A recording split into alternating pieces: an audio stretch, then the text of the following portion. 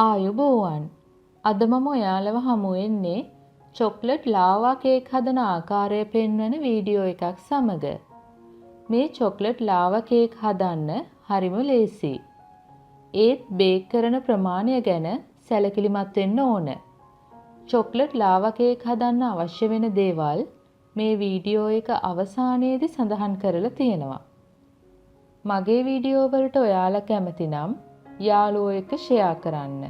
මගේ YouTube channel එකට subscribe වෙන්න.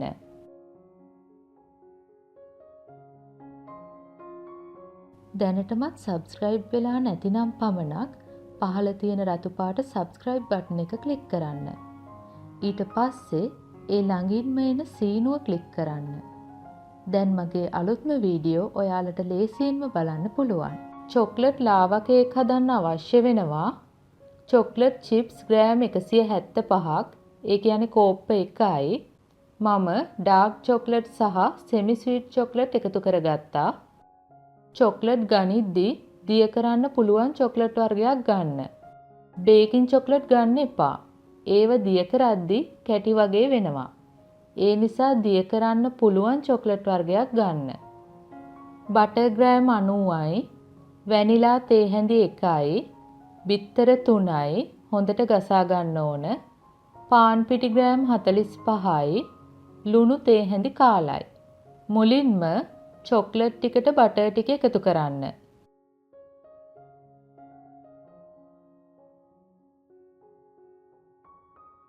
දැන් මයික්‍රෝවේව් එකේ හෝ නැත්නම් ඩබල් බොයිල් ක්‍රමයට දිය කරගන්න.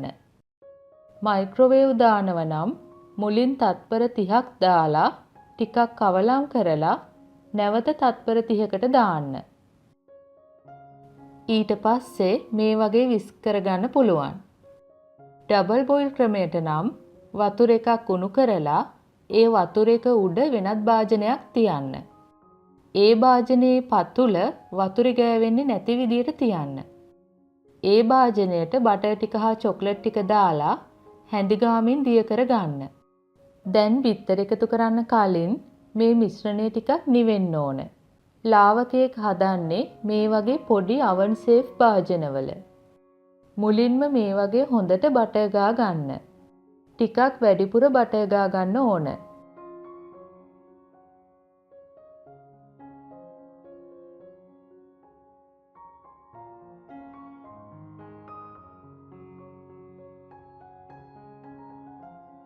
දැන් කොකෝ පවුඩර් ඩස්ට් කර ගන්න.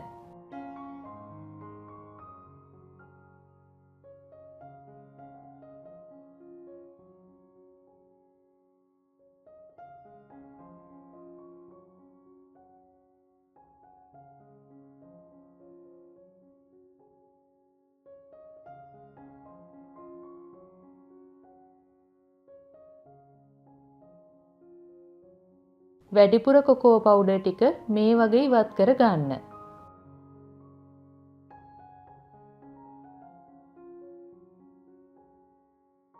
දැන් මේ වගේ බේකින් ට්‍රේ එකක මේ භාජන ටික තියන්න.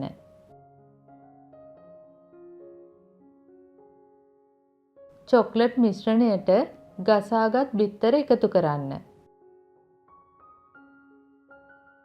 හොඳට විස්ක් කර ගන්න.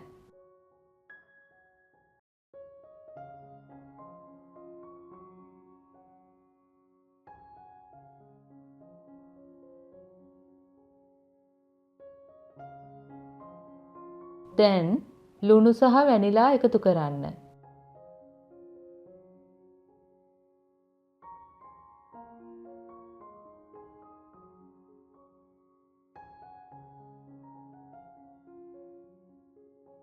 දැන් පිටි ටික හලා ගන්න.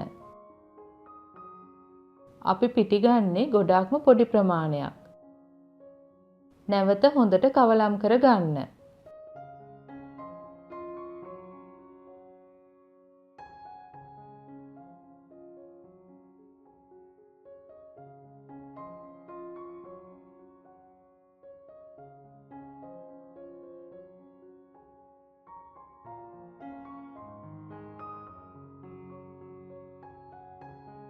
මේ වගේ ජෝගුවකට මිශ්‍රණය දාලා ලේසියෙන්ම භාජනවලට පුරවා ගන්න පුළුවන්.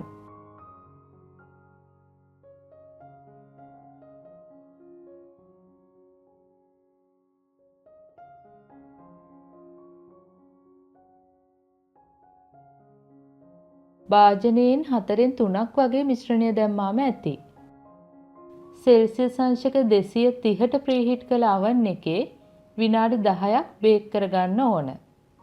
සමහර විට ඊට වඩා අඩු කාලයක් ගත වෙන්නත් පුළුවන්. මේ තියෙන්නේ බේක් වුණ ලාවා කේක්. මීට වඩා අඩුවෙන් ගත්තත් කමක් නැහැ. දැන් මේ වගේ පැලට් නයිෆ් එකකින් හෝ හැඳිමිටකින් වටේ බුරුල් කරගන්න පුළුවන්. ඇතුලේ ලාවා තියෙන්න නම් කේක් එක සම්පූර්ණයෙන්ම සෙට් වෙන්නේ නැතිව මේ වගේ මැද වලක් වගේ තියෙන්න ඕන. ලාවා ගොඩක් තියෙන්න ඕන නම් මීට වඩා අඩුවෙන් බේක් කරගන්න ඕන. මේ කේක් එක ඔයාලට පෙන්වන්න ඕන නිසා නිවෙනතුරු තිබුණා. නමුත් උණුවෙන්ම මේ කේක් පිළිගන්වන්න ඕන. නැත්නම් ලාවා ගතිය අඩු වෙන්න පුළුවන්. දැන් පිඟානකට අනිත් පැත්ත හරවා ගන්න. මේ කේක් දෙක වෙන දෙකක්. විනාඩි 10ක් වගේ බේක් කරලා වටේ ටිකක් සෙට් වෙද්දි මම oven එකෙන් ගත්තා. ඒ වගේම උණුවෙන්ම අනිත් පැත්ත හරවා ගත්තා. ඒ නිසා ලාවා ගොඩක් තියෙනවා.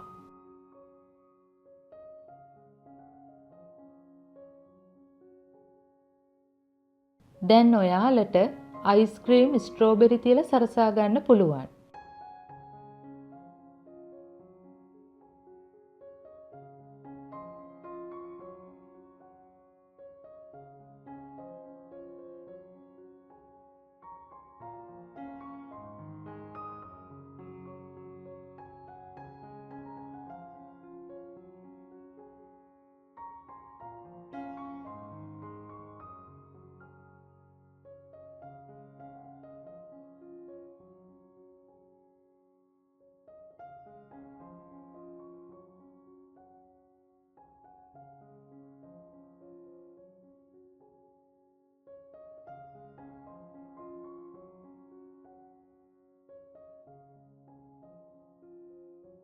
වැදගත්ම දේ තමයි උණුවෙන්ම පිළිගන්වන්න ඕන.